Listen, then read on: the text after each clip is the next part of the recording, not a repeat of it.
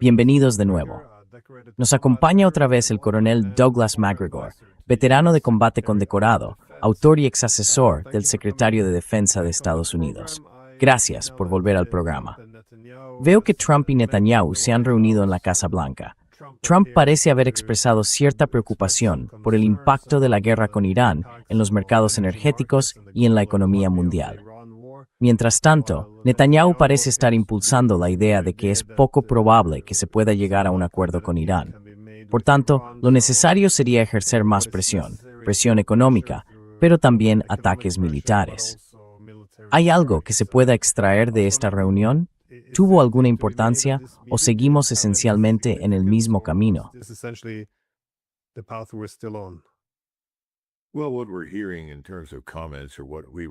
Bueno, lo que estamos oyendo son comentarios o lo que en inglés llamamos comentarios de trámite. No estamos oyendo nada especialmente informativo. Yo diría que podemos sacar 2 o 3 conclusiones. La primera, por desgracia, es que Trump ha decidido una vez más no decidir nada en lo que respecta a Ucrania. Escuchó a Zelensky. Evidentemente sus asesores le dijeron que debía hacerlo y lo hizo. Y parece que tuvieron una reunión cordial, durante la cual Zelensky quiere obtener una licencia para fabricar misiles Patriot en Ucrania. Eso nunca va a ocurrir. Para cuando ocurra algo así, Ucrania ya no existirá, en mi opinión. Y Trump siguió la corriente a todas esas tonterías y más o menos se despidió. No va a impedir que el Congreso desperdicie dinero y tiempo en Ucrania.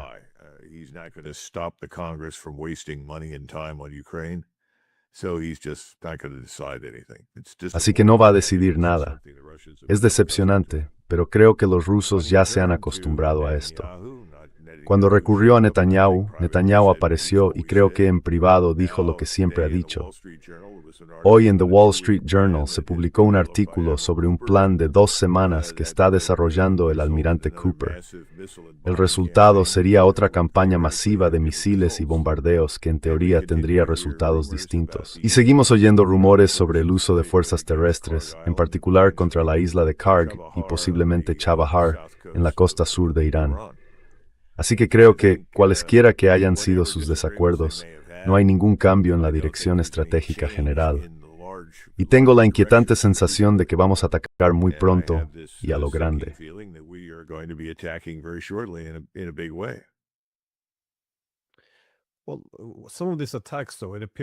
Bueno, en algunos de estos ataques parece que el control de la escalada no está del todo ahí. Hemos visto los ataques en Irak. Quiero decir, esto puede tener muchas consecuencias imprevistas. La implicación de Yemen ahora también en la guerra es profundamente problemática. Pero ya sabe, especialmente la gente, hay muchos países implicados aquí. Pero ¿cuál es el que más le preocupa ahora? Yo pensaba que lo de Irak está infravalorado, lo mal que puede llegar a ponerse. Pero, de nuevo, yo no soy el experto aquí.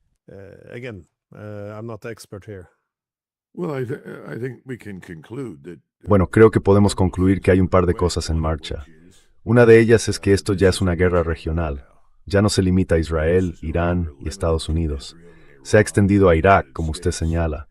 Allí las fuerzas de movilización popular, las PMF, son muy leales a los iraníes que estuvieron a su lado durante la guerra civil y prácticamente desde el inicio de nuestra intervención y ocupación. Francamente, tienen puesta la vista en Kuwait. Creo que Kuwait dejará de existir cuando termine esta guerra. Pasará a formar parte de Irak. También creo que esta guerra se está extendiendo incluso a lugares a los que no estamos prestando atención. Hubo una refinería en Egipto que sufrió graves daños por un sistema no tripulado. No tenemos del todo claro de dónde procedía.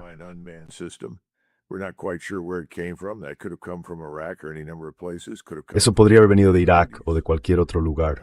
Podría haber venido de los hutíes. Al-Ansar controla ahora el acceso al Mar Rojo. Irán controla el acceso al Golfo Pérsico. Esto es básicamente un mensaje claro e inequívoco de que la Armada de Estados Unidos ya no controla ninguno de esos 2 accesos y que además ya no es la fuerza dominante que decía ser. Creo que la segunda parte, y esta es la más importante, es la que, en mi opinión, más preocupa a Trump que ninguna otra cosa. Ya saben, la pérdida de control sobre el flujo de petróleo, la destrucción del complejo energético mundial Esas cosas son importantes. Pero para Donald Trump personalmente y para su círculo más cercano, lo que está en juego ahora mismo es la supervivencia de la hegemonía militar, política y económica estadounidense.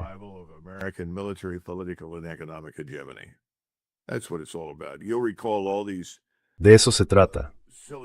Recordarán todos esos comentarios absurdos sobre el orden internacional liberal basado en normas. Pues bien, eso se ideó después de Bretton Woods, con el Fondo Monetario Internacional, el Banco Mundial, esos instrumentos que se suponía que debían ser útiles y buenos para la gente del mundo. Y durante un tiempo la gente se lo creyó, pero al final se dieron cuenta, como predijo Charles de Gaulle, de que todo lo que se estaba desarrollando era en realidad un caballo de Troya para el poder hegemónico estadounidense. Pues bien, es cierto.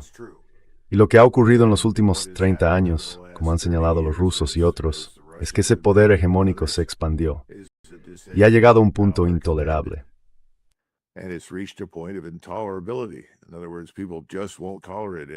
En otras palabras, la gente ya no lo va a tolerar.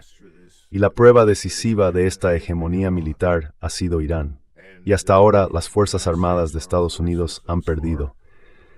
Así que a todos los efectos, el mundo ha llegado a la conclusión de que el mundo en el que vivían, de hegemonía militar, política y económica estadounidense, se ha acabado. Entonces, ¿qué está haciendo realmente Trump? A estas alturas, Trump está librando una acción de retaguardia. Está intentando salvar todo lo que pueda de esta hegemonía.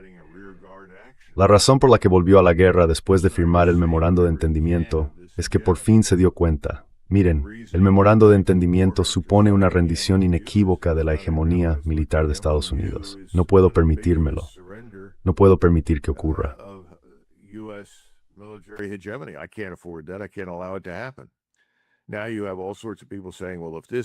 Ahora hay todo tipo de gente diciendo, bueno, si se permite que esto siga adelante, si no podemos derrotar a Irán, entonces otros nos desafiarán.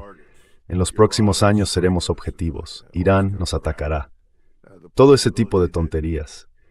A nadie parece ocurrírsele que la mayor parte del mundo puede seguir adelante por su cuenta, especialmente en el hemisferio oriental, sin nosotros. Ahora seguimos utilizando nuestra economía y nuestro sistema financiero como armas. Sanciones una tras otra contra China, sanciones una tras otra contra Irán o contra Rusia, contra cualquiera que no nos guste y que nos desafíe. Es un callejón sin salida, Glenn. Así que creo que nos estamos acercando rápidamente a un punto de inflexión.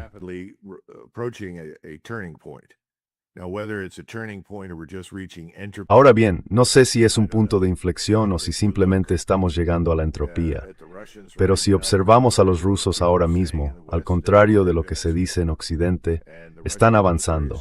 Y el ejército ruso es hoy más fuerte que en ningún momento desde los años 80. Se están movilizando, entrenando y equipando cada vez más fuerzas. Y las fuerzas rusas están bloqueando de facto los puertos de Odessa y Mykolaiv, cerrando esa salida y convirtiendo lo que queda de Ucrania en una zona sin salida al mar. Y Kiev está justificadamente preocupado de que estas llamadas ciudades fortaleza vayan a caer en breve. Y eso abre de facto el camino hacia Dnipro, Kharkov y Kiev.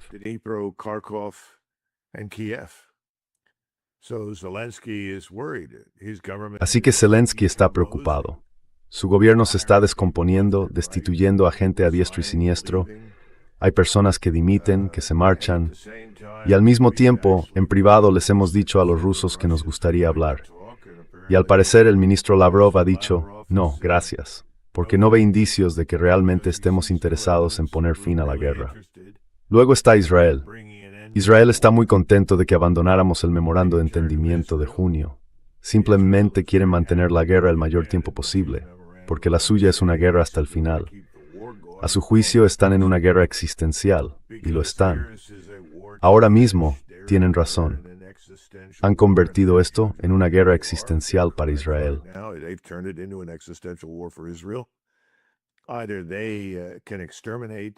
O pueden exterminar y aniquilar a sus enemigos en toda la región, o no pueden.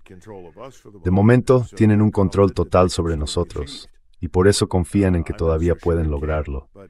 Yo no estoy tan seguro de que puedan, pero eso es lo que ellos creen. Y mientras seamos obedientes y hagamos lo que nos dicen que hagamos, supongo que se puede decir que van a continuar.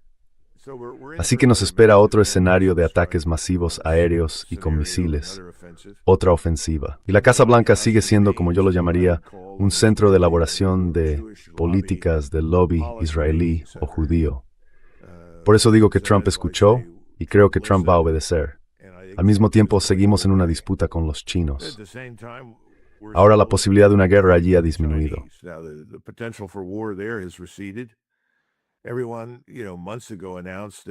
Todo el mundo anunció hace meses que no teníamos suficientes misiles ni capacidad suficiente para atacar a China, y que si lo hacíamos, perderíamos.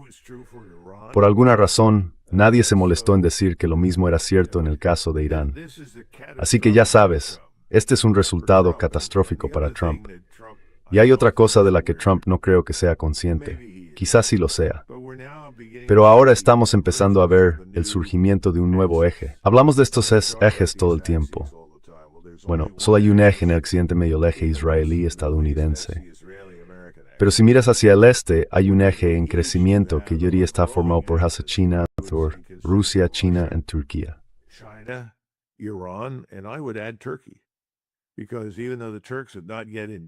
Porque aunque los turcos todavía no han intervenido, están al borde mismo de hacerlo. Y la población de allí apoya de forma abrumadora responder a este eje israelo-estadounidense en Oriente Medio. Creo que Erdogan ha esperado todo lo que le ha sido posible y seguirá esperando, pero quiere estar presente al final. Es un poco como la batalla de Waterloo, que fue en gran medida un asunto alemán, con unas pocas tropas británicas, al contrario de lo que suele creerse. Prusianos, hanoverianos, alemanes de todas partes y, por supuesto, los británicos. Y luego de repente al fin imaginen que aparecieran los austríacos, los y otros.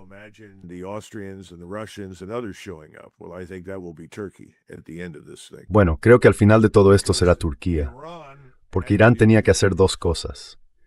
La primera era sobrevivir, y lo ha hecho. Ha demostrado que no puede ser destruido, y va a seguir atacando, porque el segundo objetivo de Irán, una vez que ha sobrevivido, y no estaban seguros de que fueran a lograrlo, llevaban 20 o 30 años preparándose, pero nunca estuvieron completamente seguros.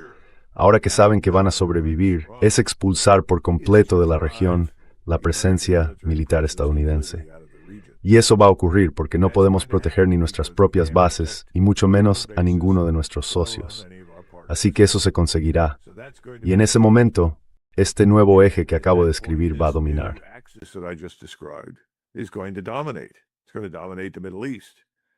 Va a dominar Oriente Medio. Va a dominar Europa del Este, quizá Europa Occidental.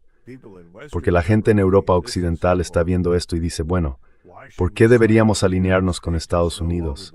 Ya no es la principal potencia económica. Ya no tiene la misma influencia política. En lo financiero nos ha llevado a la ruina. Formamos parte de esta estafa occidental. Hacer circular y recircular todos los dólares a través de Nueva York. Finanzor no es deuda formal seguir siguiendo bien. Los europeos gasto. Y por último, la dimensión militar. And then finally, there's the military dimension. Europeans are beginning to question their governments because they're unsure. Los europeos están empezando a cuestionar a sus gobiernos porque no tienen claro eso de la amenaza rusa. Y deberían tener dudas, porque no es real, como sabemos. Pero supongo que la posibilidad de acabar en una confrontación nuclear con China, Pakistán y Rusia, por no hablar de una confrontación que también incluyera a Turquía e Irán, no parece entrar realmente en el debate en la Casa Blanca. Y creo que es porque ahora mismo todo lo que se hace en la Casa Blanca, todo lo que se hace en el Capitolio, se va a través del lobby israelí y de lucha por permanecer en el medio, así como en Estados Unidos y Occidente. In the Middle East, as well as in the United States and the West.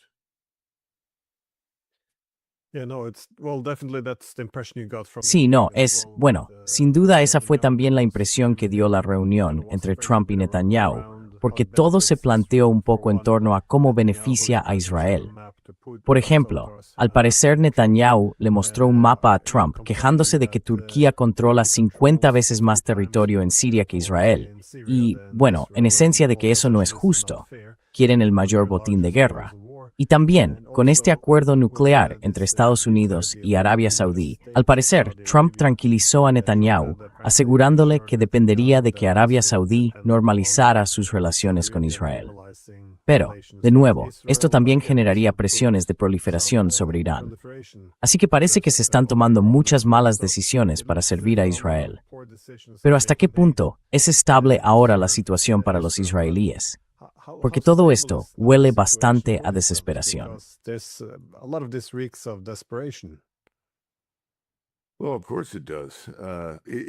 Bueno, claro que sí. Aunque es interesante porque recuerda mucho a la reunión de enero de 1941 entre Molotov y Hitler en Berlín. Molotov pidió la reunión y llegó con las exigencias de Stalin. No con las recomendaciones o peticiones de Stalin, sino con sus exigencias. Stalin exige el control del Bósforo, el control de los Dardanelos. Stalin exige el control de estas zonas de Rumanía y Bulgaria que lindan con los Dardanelos. Stalin exige el control de Finlandia. Y Hitler se quedó allí, más o menos pensando, Dios mío, esta gente está loca, está amenazando al mundo entero. Fue una reunión muy insatisfactoria. Después, algunas personas inteligentes del Estado Mayor alemán intentaron plantear que se dejara a Stalin hacer lo que quisiera.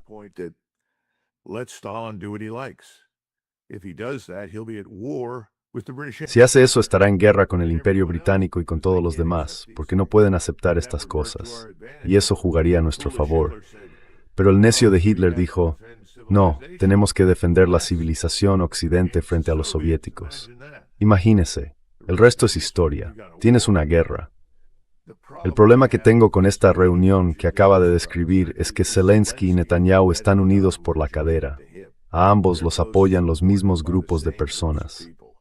Seamos francos, los mismos grupos de personas que quieren en esencia vaciar de árabes musulmanes y árabes cristianos las poblaciones de Oriente Medio y sustituirlos por judíos, son los mismos que quieren hacer algo parecido con Rusia. Así que están respaldando el lío de Ucrania.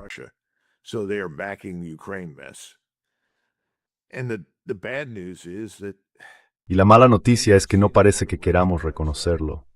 Y no estamos dispuestos a hacerle frente, porque esas mismas fuerzas son dueñas de todos. Literalmente.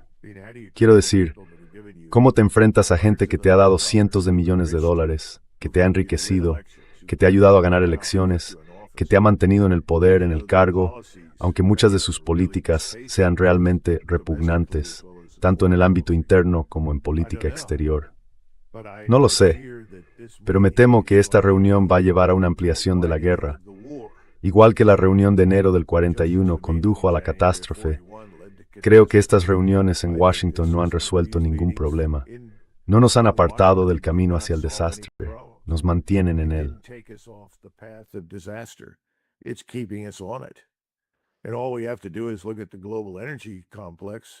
Y lo único que tenemos que hacer es mirar el panorama energético mundial y la economía global, y sabemos que todo eso se está precipitando al abismo. La gente aquí en Estados Unidos, y creo que también en Europa, no se da cuenta de que ni siquiera hemos empezado a sentir los efectos de la alteración del sistema energético. Va a empeorar mucho. Miro la situación en Alemania. Volkswagen está en esencia cometiendo harakiri. Harakiri. Está en una senda suicida. No sé cómo puede sobrevivir el gobierno alemán. Es una mala situación. Y en lugar de sacarnos de ella, que es lo que se suponía que debía hacer Washington bajo Trump, estamos avanzando directamente hacia ella. Así que no es tanto que Trump esté tomando decisiones, es que no toma las decisiones correctas y además prolonga estas políticas. Eso nos traerá el desastre a nosotros, a Europa y a Oriente Medio.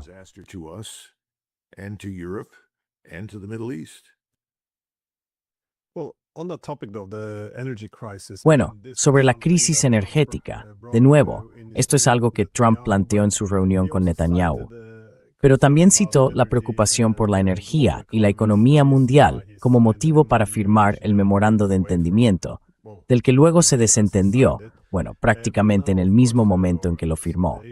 Pero ahora, por supuesto, la cuestión de Hormuz no se ha resuelto. Y parece que no se va a resolver. Podemos añadir el Mar Rojo para hacerlo aún más complicado. Y vemos cómo atacan estas instalaciones energéticas saudíes. Y bueno, Se pueden sumar muchas otras crisis, pero los precios de la energía no parecen reflejar las realidades tan graves de las que usted habla. De nuevo, no estoy cuestionando lo que dice. Solo intento entender cómo interpretar el precio de la energía, porque en realidad no tiene mucho sentido. Pandemos van raver barring kretstord navria saudeste in ditsiarir diend, y a mi mempo, los precios de the growth. Mawizis ni te da usted bu esto. Prices are dropping. I'm just wondering, how do you make sense of this? Well, there's a yawning gap between reality Bueno, and hay un fantasy. abismo enorme entre la realidad y la fantasía en Wall Street. Wall Street está acostumbrada a la manipulación. Recuerden, para Wall Street todo está financiarizado. En Wall Street no hay gente que haya estado nunca en plataformas de perforación. No hay gente en Wall Street que haya visitado refinerías. Si les preguntas, bueno, ¿cuántas refinerías tenemos hoy? ¿Cuántas teníamos hace 30 años? No tienen ni idea, no ven ningún problema. Y la Casa Blanca, gracias al liderazgo de Trump y de su círculo más cercano de asesores, ha sido muy eficaz manipulando los precios del petróleo. Pero sabemos, por ejemplo, que ahora mismo el coste del petróleo que sale de un barco ronda los $140 por barril. Is about $140 a barrel. But that's not the paper price. Pero ese no es el precio sobre el papel. Todo esto va a cambiar. Es decir, ahora mismo tienes, ¿cuál es la palabra adecuada? Ya sabes, en el ámbito militar hablamos de latencia en las comunicaciones. Como consecuencia de la estructura de tus comunicaciones, las órdenes, la información o la inteligencia tardan en llegar a un lugar. No es instantáneo. Bueno, pues eso es a lo que te enfrentas ahora mismo en el mercado del petróleo. Así que, si escuchas a Jeff Curry o a alguien como Pilkington y a otros con años de experiencia en la industria petrolera, todos dicen lo mismo. Sí, tienes razón. La realidad todavía no se ha puesto al día, pero lo hará. Y cuando esta vez se ponga al día, va a ser terrible.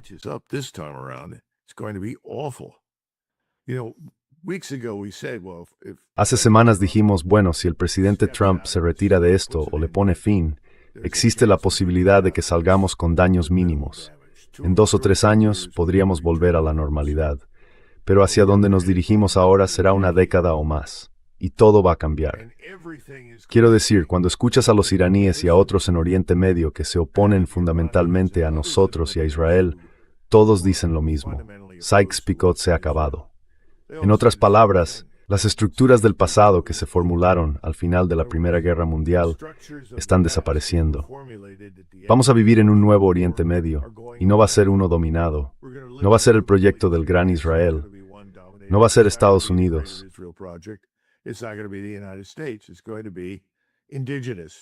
Será algo autóctono. Y las dos grandes potencias que van a dar forma a estas cosas y a decidirlas no son Estados Unidos e Israel. Principalmente serán los iraníes y los turcos, porque viven allí.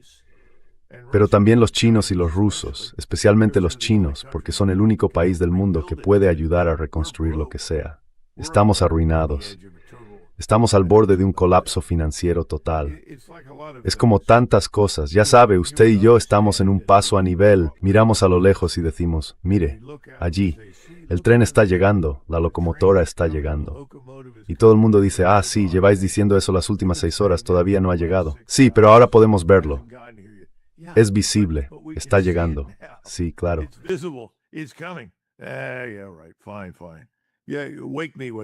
Vale, vale. Sí, avísame cuando llegue. Bueno, va a llegar, Glenn. Así que ya sabes, podrás volver a poner esto en algún momento del futuro. Y toda la gente que dijo, estoy loco, McGregor está loco, todos esos otros expertos están locos, todos esos otros analistas militares están locos. Volved a ponerlo y todo el mundo se quedará conmocionado. Bueno, ¿por qué no hicimos algo? Esa será la pregunta. Bueno, el hombre que tiene que hacer algo se llama Donald Trump. Y no se trata de lo que está haciendo, se trata de lo que no está haciendo. Simplemente ha decidido no decidir. Y por eso tienes estas vacilaciones cada 2 días. Voy a destruirlos, golpearé todos los puentes. ¿De acuerdo? ¿Qué diferencia supone eso? ¿Qué vas a hacer? ¿Destruir todos los hospitales? ¿Cuál es tu plan? ¿Qué objetivos van a ser tan importantes? Oh, we're going to seize Carg Island. Oh, that'll be good. Ah, vamos a tomar la isla de Harg. Ah, eso estará bien. Estupendo, sí. ¿Qué van a hacer todos esos soldados en la isla de Harg mientras están bajo un bombardeo constante de los iraníes? Esto será un ejercicio de suicidio y muerte segura. Vale, pues entonces destruiremos la isla de Harg. Vale, ¿y ahora qué? Mire, no tiene sentido. Todo esto no tiene ningún sentido. Y lo inteligente es pararlo. No va a haber una rendición pública ni por nuestra parte ni por la de Irán. Simplemente tendrá que desvincularse y lo hará. Se desvinculará, pero no hasta el último momento, ni hasta que sea demasiado tarde. Y solo cuando la economía aquí en casa sea horrible y esté afectando de verdad, profundamente, a todo el mundo en Washington. Eso viene, es absolutamente seguro que viene. Así que no sé qué decirle.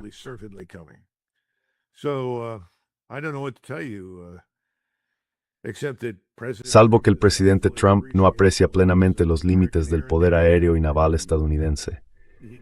Nunca entendió que nuestro poder militar siempre estuvo diseñado, para campañas relativamente cortas contra adversarios como Afganistán, Irak, Siria o África.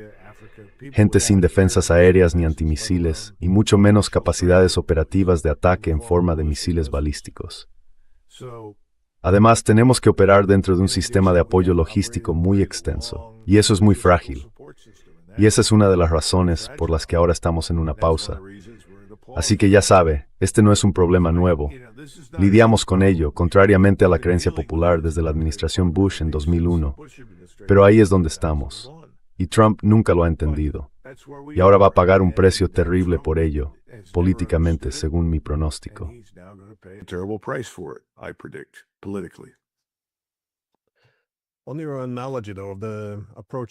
Siguiendo con tu analogía del tren que se aproxima, hay otro desastre previsible que nadie parece querer reconocer: la inminente victoria rusa. Es decir, veo, pese a todas las pruebas, nuestro establishment político y mediático sigue aferrado a la narrativa de que la situación está cambiando a favor de Ucrania y de la OTAN. Pero ahora vemos cómo se derrumba territorio clave. Vemos este discurso de Putin, en el que parece muy seguro de sí mismo.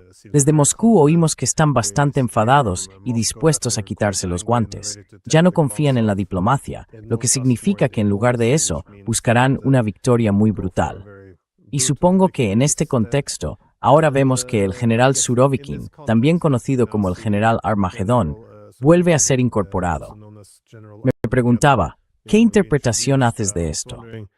What do you read into this?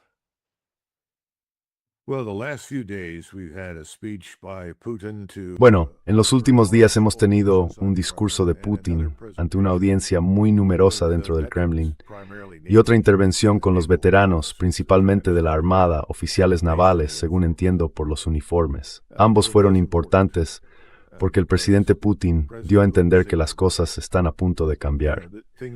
Señaló que hasta ahora hemos avanzado de forma muy metódica y deliberada por varias razones. Obviamente, probablemente sea el hombre de la historia de Rusia más preocupado por las vidas de los rusos de todos los que se me ocurren en los últimos 1000 años, y eso le honra. Pero señaló que dijo, he tenido que ser muy cauteloso por la economía.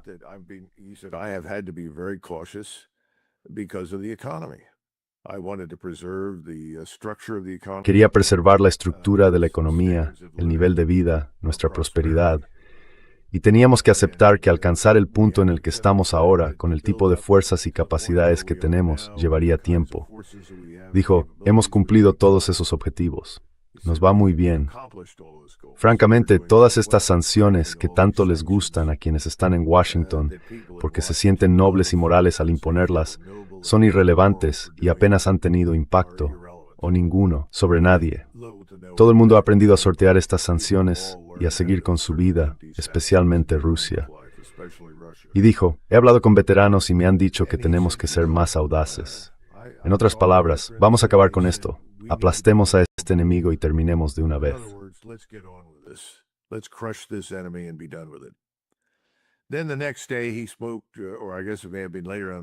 Luego, al día siguiente habló, o quizá fue más tarde ese mismo día con estos veteranos, y fue más allá. Dijo, bueno, quizá no esta semana ni mañana, pero en algún momento próximo estas tierras del oeste de Ucrania probablemente acabarán siendo polacas, húngaras, rumanas, de nuevo eslovacas. Mucha gente se indignó mucho por eso. Y los polacos dijeron, no, no queremos tener nada que ver con eso. Pero en realidad, él vuelve una vez más a algo que nosotros, en Estados Unidos, ignoramos corriendo un gran riesgo. La historia, la cultura, la lengua, la gente, la identidad. Y recuerdo que durante la caña aérea de Kosovo surgió la pregunta de por qué tantos serbios como croatas se oponían tanto a la reconstrucción de una mezquita en Banja Luka.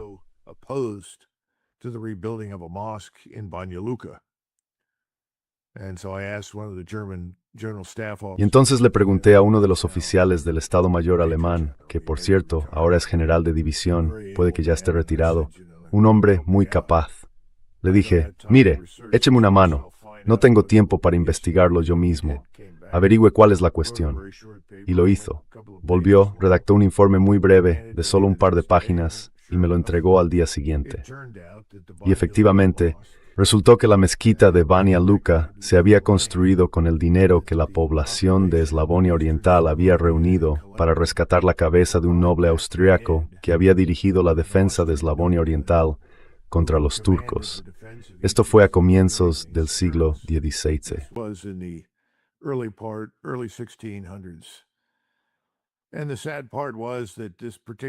Y lo triste fue que ese hombre en concreto llevaba años al mando de aquella zona. Todo el mundo en Eslavonia Oriental le quería, porque les protegía de los otomanos. Y él, por desgracia, murió en combate.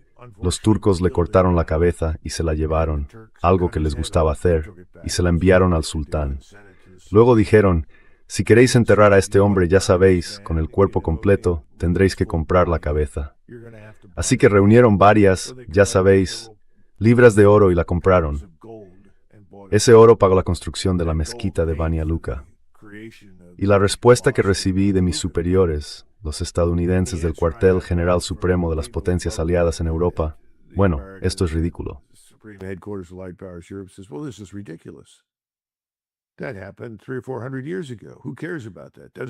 Eso ocurrió hace 300 o 400 años. ¿A quién le importa eso? No significa nada. Yo dije, en los Balcanes, eso fue ayer. No entendemos a los europeos. Y cuando el presidente Putin hizo esos comentarios, estaba diciendo la verdad. La mayor parte de lo que llamamos Ucrania formaba parte de la Polonia-Lituania. De hecho, antes de esto hablábamos de Minsk.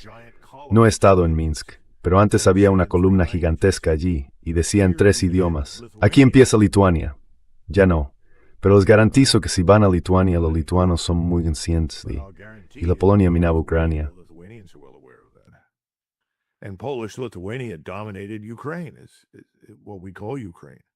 Es lo que llamamos Ucrania. Y cuando él dice que Ucrania no era un estado-nación, no se equivoca. Era más bien una región, y normalmente estaba fragmentada o dividida entre la orilla oriental y la occidental, o lo que antes llamaban los cosacos de la margen derecha y de la margen izquierda. Es una parte del mundo muy compleja. Pero su argumento es que, ya sabe, mucha de la gente que vive hoy sobre el terreno en estas zonas no es ucraniana. Y sé que, especialmente los húngaros que ves en Nigeria, querían correlas Hungría overstejos of Croatia verbos ucranianos. Estoy seguro de que unos polacos sienten lo mismo.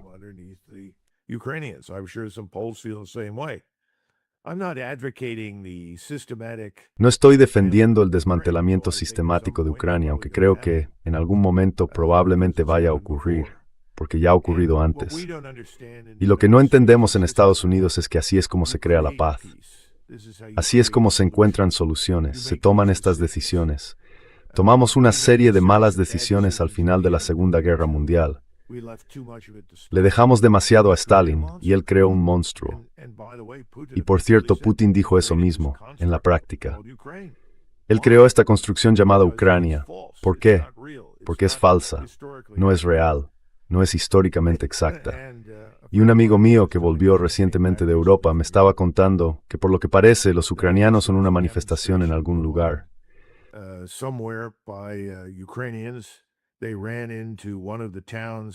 Entraron en una de las ciudades. Creo que puede ser Konstantinovka. No hablo el idioma, así que puede que lo haya pronunciado mal. Y colocaron algunas banderas ucranianas y se hicieron fotos para poder enviárselas a los medios y decir, bueno, la ciudad en realidad no está en manos rusas. Entonces aparecieron los rusos. Todos se detuvieron y se rindieron. Y los rusos dijeron, ¿qué estáis haciendo? Él respondió, bueno, nos dijeron que viniéramos a hacer esto, así que lo hicimos. Le dijeron, bueno, ¿qué queréis hacer? Él respondió, bueno, lo que realmente queremos hacer es rendirnos. Y así se rindieron ante los rusos. Y señalaron que los rusos los trataron muy bien.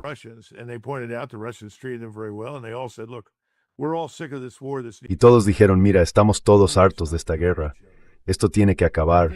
Tenemos que dejar de matarnos unos a otros. Creo que ese sentimiento es muy fuerte, pero no llega a la Casa Blanca, no llega a París, no llega a Berlín, no llega a Londres. Debería llegar, pero no llega. Y los medios son cómplices de los gobiernos. Los gobiernos están en manos de estos globalistas. Son las mismas personas que impulsan las guerras en ambos lugares. Y por cierto, también están detrás de lo que en la práctica es una guerra económica contra China. Así que no tengo una respuesta fácil, pero creo que todo va a derrumbarse porque estamos arruinados.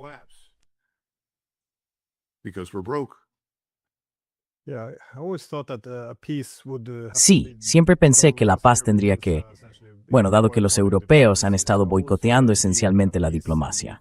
Así que siempre pensé que la paz en Ucrania tendría que establecerse entre Moscú y Estados Unidos. Pero es que no hay. Los países de la OTAN no tienen pérdidas, así que no hay tanta motivación para poner fin a esto.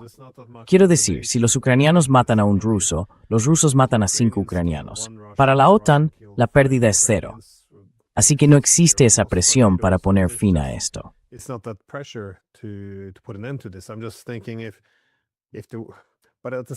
Solo estoy pensando, sí. Pero al mismo tiempo, tampoco hay voluntad en Kiev, bajo Zelensky, de llegar a algún tipo de acuerdo. Sé que, cuando los rusos entraron en 2022, en los primeros días, Zelensky había accedido a reunirse con ellos para hablar de neutralidad. Había señalado que quizá también necesitábamos un acuerdo que reconociera los intereses de seguridad de Rusia, cosas que hoy sería impensable discutir. Pero hoy no creo que sea posible que Zelensky hable de estas cosas. Y parece que solo queda sobre la mesa la victoria militar, lo cual es muy deprimente. No lo sé.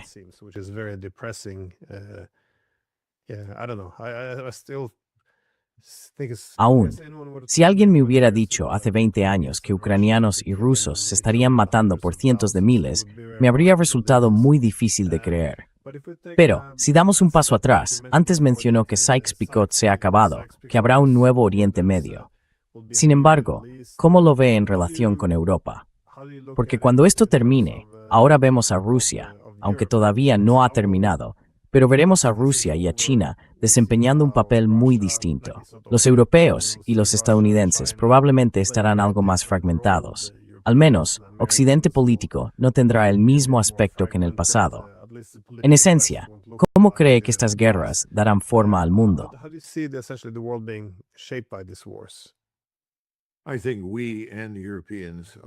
Creo que nosotros y los europeos vamos a tener que replegarnos y centrarnos en todos los terribles problemas que hemos creado dentro de nuestras propias sociedades. Y sé que muy poca gente ve las cosas desde esa perspectiva. A nadie le gusta decir que somos los autores de nuestra propia destrucción. Pero todos vamos a tener que analizar las políticas de los últimos 30 o 40 años que nos han llevado hasta este momento. Los europeos van a tener que lidiar con todas esas enormes cantidades de migrantes no deseados, personas que empezaron a llegar en 2015 y sobre las que nunca se preguntó a los europeos.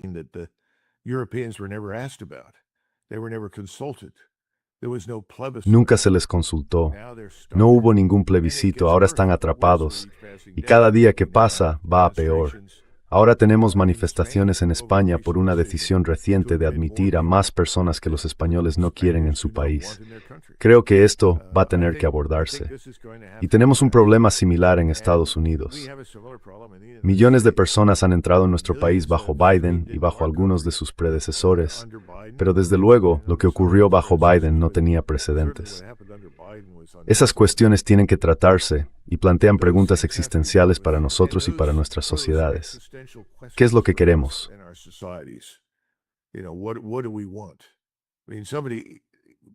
Quiero decir, Alguien habló conmigo el otro día y me dijo, sabes, Doug, el problema es que durante muchos años hemos intentado que los estadounidenses se centren en todas estas guerras innecesarias e intervenciones en el extranjero, vinculando todo lo que hacíamos con los derechos humanos y la democracia. Me dijo, tú y yo sabemos que todo eso son tonterías. Le dije, por supuesto. Me respondió, los estadounidenses están empezando a darse cuenta. Ahora saben que, en esencia, los engañaron, les mintieron. Creo que los europeos llegarán a la misma conclusión. Y creo que veremos algo en Occidente a la escala de las revoluciones de 1848. Ahora bien, esas revoluciones no lograron sus objetivos porque en aquel momento los gobiernos eran fuertes y no tenían que hacer muchas concesiones.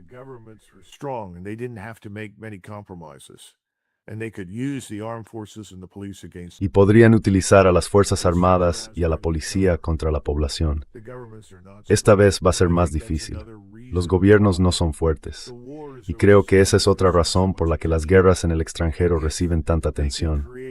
Si pueden crear la percepción de conflicto y crisis, eso los mantiene en el poder, prolonga su permanencia en el poder. ¿Cuánto tiempo se puede vivir en un país como Alemania, que ha sido un líder mundial en términos científicos e industriales, y que a mi juicio construyó una sociedad muy exitosa y fabulosa después de la Segunda Guerra Mundial? No se puede esperar que eso sea destruido y que nadie haga nada. Pero hay otro aspecto, y usted lo señaló un poco antes.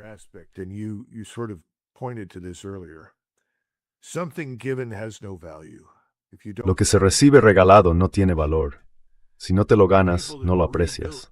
La gente que reconstruyó Europa después de la Segunda Guerra Mundial en Alemania entendía lo que estaba haciendo. Apreciaba la importancia crucial de la tarea que tenía por delante, estaba entregada a su país y lo reconstruyó. Han fallecido. En su inmensa mayoría ya no están. Las personas que están allí ahora son, en muchos aspectos, beneficiarias de lo que se hizo. Pero también se han convertido en víctimas de políticas estúpidas, políticas destructivas.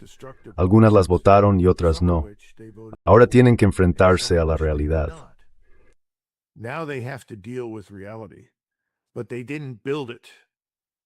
Pero ellos no lo construyeron, simplemente viven en ello. Ahora saben lo importante que es, cómo tienen que luchar por ello si quieren que sobreviva. Y creo que eso es cierto en toda Escandinavia. Creo que es cierto en todas partes. Ya sabe, también es cierto en Estados Unidos. Mi generación no construyó nada. Consumió. Bueno, el consumo está a punto de terminar, así que hay que empezar a construir. Vamos a tener que construir algo nuevo, porque lo que construimos en el pasado ya no se ajusta a nuestras necesidades actuales. Puede que eso también sea cierto en Europa. Por eso creo que estas guerras, estos conflictos, terminarán por razones financieras y económicas más que por ninguna otra cosa.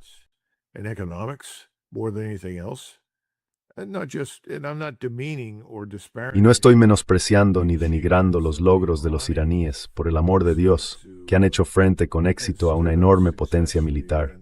Tampoco estoy menospreciando el logro militar ruso.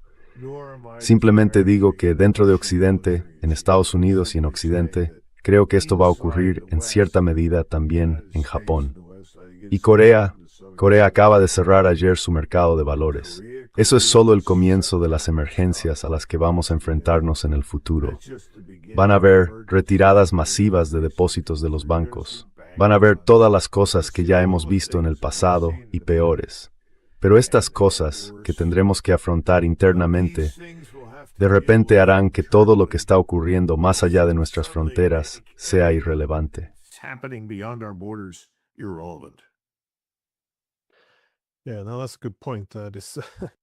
Sí, ese es un buen punto. Los conflictos externos nos distraen ahora. Pero de nuevo, eso encaja con lo que dijiste antes sobre este colapso del tren, porque la crisis económica ya no se puede evitar realmente. Y creo que cualquiera que examine seriamente la economía, los niveles de deuda, los problemas energéticos en todos los ámbitos, reconoce que esto no es sostenible. Va a llegar un punto en que ya sabes, se va a derrumbar. Pero como dijiste, la gente no parece querer oír hablar de ello hasta que la crisis está realmente aquí. ¿Pero ves algún calendario para esto? ¿O en qué indicadores te estás fijando para saber cuándo va a estallar esta crisis? when this crisis will hit. Well, I sat in a discussion the other day with some Bueno, very bright el otro día people. participé en una conversación con algunas personas muy valientes que hablaban sobre la inteligencia artificial. Y hablaban, son personas implicadas en la tecnología, no gente que vende acciones, de la burbuja que está a punto de estallar. Y señalaron que nadie parece entender que la inteligencia artificial consume una cantidad enorme de energía. ¿De dónde va a salir esa energía? Y si quieres construir, necesitas crédito. Tienes que poder pedir prestado. Pues bien, el crédito barato y la energía barata son inseparables. Y esas dos cosas han sido la base de nuestra expansión económica en el continente norteamericano, diría yo, durante más de 100 años. Así que, ¿a dónde vamos cuando ya no las tenemos? Cuando la energía no es barata y el crédito no es barato, todo se detiene.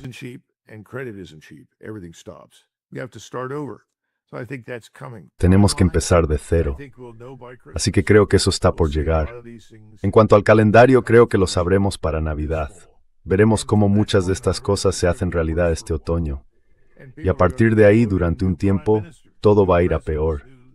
Y la gente va a votar a nuevos primeros ministros, nuevos presidentes, nuevos gobiernos, y no van a llegar a ninguna parte, porque no saben lo que están haciendo. Y de repente habrá una demanda de competencia. No sé cómo votáis en Noruega, en qué se fija la gente, pero en Estados Unidos es un concurso de popularidad. ¿Por qué votaste a Bill Clinton? Oh, creo que es un tipo muy agradable, lo entiende. Bueno, ¿por qué votaste a Donald Trump? Bueno, dice cosas con las que estoy de acuerdo, simplemente las dice en voz alta. ¿Por qué votaste a Obama? Bueno, parecía un tipo agradable, tranquilo, alguien quien podía hablar. Quiero decir, podría seguir y seguir, ¿de acuerdo?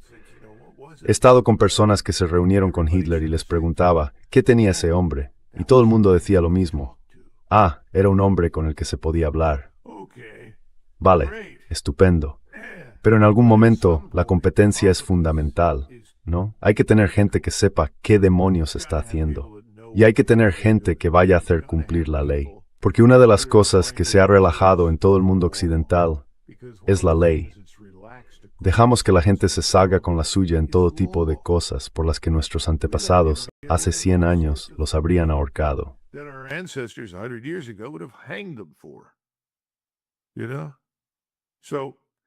Sabes, aún nos queda mucho camino por recorrer.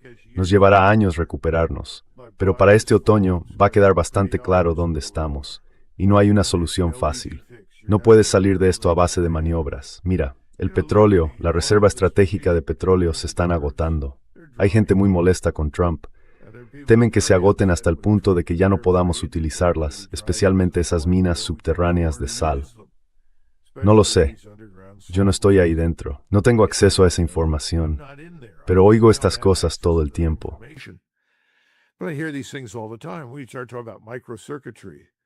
Empezamos a hablar de la microelectrónica y de los requisitos para los microchips que necesitamos desesperadamente, no solo para el ejército, sino para que funcione toda nuestra economía. Luego están las redes eléctricas, que hemos descuidado durante años. Podríamos seguir y seguir. De repente, todas estas cosas van a cobrar muchísima importancia. Y como he dicho, entonces a nadie le importará lo que ocurra en el extranjero.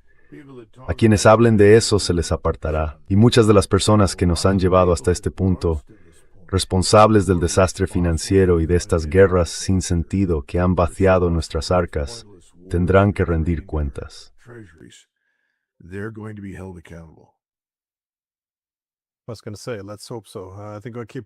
Iba a decir, esperemos que sí. Creo que un problema clave en Europa es lo pasiva que es la gente. Es decir, especialmente en lugares como Alemania, donde el colapso ya ha comenzado, y simplemente tienes a Merz saliendo en televisión y diciendo, bueno, esta es la nueva normalidad. Y parece que hay cierta aceptación de ello. Bueno, la oposición está claramente ganando terreno, pero aún así me sorprende un poco que la gente no haya salido a la calle, sinceramente. En fin, muchísimas gracias por tu tiempo y por tus opiniones. Y sí, esperemos que vengan días mejores. Por supuesto, Glenn, muchas gracias.